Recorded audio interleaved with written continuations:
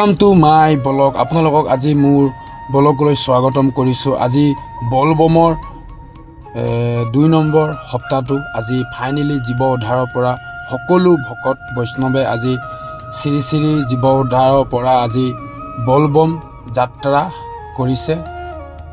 গুৱাহাটী যি নেকি ভীম শংকৰ বুলি এভাগ মন্দিৰ আছে, সেই মন্দিৰৰ ভাগলৈ আজি সকলোৱে ভক্তি ভাৱে আজি শাওণ মাহত যি নেকি বলবম উৎসৱ সকলো ভক্তই পালন কৰি আছে। আৰু আপোনালোককো ইয়াৰ দৃশ্যটো দেখাইছোঁ। আমি ফাইনেলি উপস্থিত আছোঁ হালদিবাৰী বুঢ়ীমাৰ থানৰ শিৱ মন্দিৰত আৰু আপোনালোকক ইয়াৰ দৃশ্যবোৰ ধুনীয়াকৈ আপোনালোকক দেখাম। আৰু ইয়াৰ পৰাই আমি আৰম্ভ কৰিম মহাদেৱৰ যি নেকি বলবমৰ উদ্দেশ্যলৈ। আমি ইয়াতে মন্দিৰৰ পিছফালে এখন নতুন লিংগ স্থাপন কৰা হৈছে। লিংগতে আমি সকলো জীৱ উদ্ধাৰৰ পৰা অহা ভক্ত বৈষ্ণৱে ইয়াতে পানী চৰাব আৰু আমি আকৌ ইয়াৰ পৰা আমি যাত্ৰা কৰিম। আপোনালোকক সুন্দৰভাৱে ইয়াৰ দৃশ্যকেইটা দেখাবৰ কাৰণে আমি চেষ্টা কৰিম। আৰু আপোনালোকো এই ব্লগটো যাতে শেষলৈকে চাই থাকিব। আপোনালোকে হালদিবাৰী শিৱ মন্দিৰৰ নামত আপোনালোকে কমেণ্ট এটা কৰি জনাই দিব। আৰু কিমান সুন্দৰ আজি বলবমৰ শাওণ মাহটোত মন্দিৰৰ পৰিৱেশবোৰ আৰু আপোনালোকে নিশ্চয় দেখিছে। এতিয়া সাৰ দূৰ দূৰণিৰ পৰা এনেকৈ সাৰ মন্দিৰতে দৰ্শন কৰিব ভক্তই। আৰু কি ভাগ্যৱান যাতে প্ৰতি বছৰে এনেকৈ ভক্তবোৰকে বাবা চৰণত জল অৰ্পণ কৰে, যাতে নিজৰ মনোবাঞ্ছা পূৰ্ণ হওক। এয়া চাওক, আমি জীৱ উদ্ধাৰৰ সকলো ভক্ত বৈষ্ণৱে এনেকৈ আমি উপস্থিত হয় ইয়াত সকলোৱে বাবা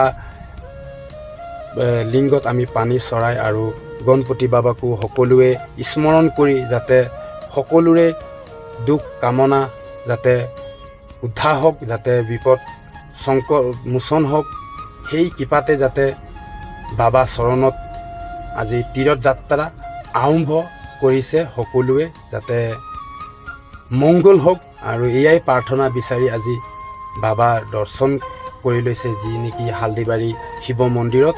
আৰু আপোনালোকেও নিশ্চয় চিনি পাইছে এই মন্দিৰভাগ। আজি কিছুদিনৰ আগৰ পৰা এই মন্দিৰভাগ বনোৱা হ'ল। ইয়াতে বহুত সুন্দৰভাৱে সৰ্প বনোৱা হৈছে, বাবা লিংগ ইয়াতে স্থাপন কৰা হৈছে আৰু গণপতি এটা মূৰ্তি ইয়াতে স্থাপন কৰা হৈছে আৰু নন্দী।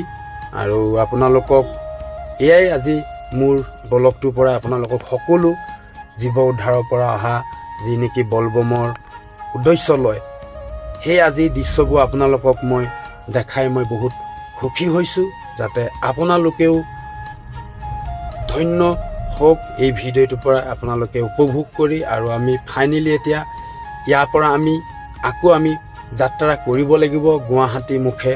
আজি বহুত দীঘলীয়া যাত্ৰা হয়। আপোনালোকক আজি সকলো দৃশ্য মোৰ এই ব্লগটোৰ মাজেদি আপোনালোকক দেখাম। আৰু আহি থাকোঁতে আমাৰ কাজিৰঙাত আমি এনেকৈ জীৱ জন্তু দেখি বহুত ভাল লাগিলে। সকলোৱে আমি ইয়াতে ৰখি অলপ জিৰণি লৈ ধুনীয়াকৈ আমি জীৱবোৰক দৰ্শন কৰিলোঁ। আৰু এইফালে চাওক কি সুন্দৰভাৱে আমি বাবা দৰ্শন পালোঁ আৰু গঁড় এটা দৰ্শন পালোঁ। বহুত ধুনীয়া লাগিলে। এয়াই আৰু আমাৰ ভাগ্য। আৰু এয়া চাওক বুঢ়া পাহাৰৰ ওচৰৰ এভাগ মন্দিৰ হয়।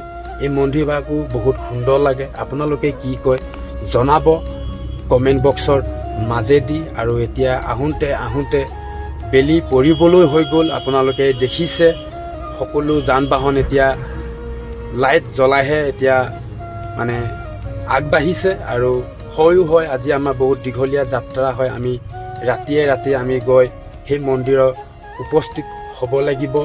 বহুত আমাৰ আজি যাত্ৰা বহুত কঠিন আছে। আৰু আমি ফাইনেলি এতিয়া চাওক জখলাবন্ধাত পালোহি। এই জখলাবন্ধাতে চাহ খাম বুলি ভাবিলোঁ আৰু সকলোৱে এয়া চাওক মহাৰাজী হোটেলৰ মুখতে ৰখি আমি চাহ খাম। আৰু কিছু লোকে চাহ নাখাওঁ বুলি কৈছে। আৰু আমি চাহ খাই ফাইনেলি আমি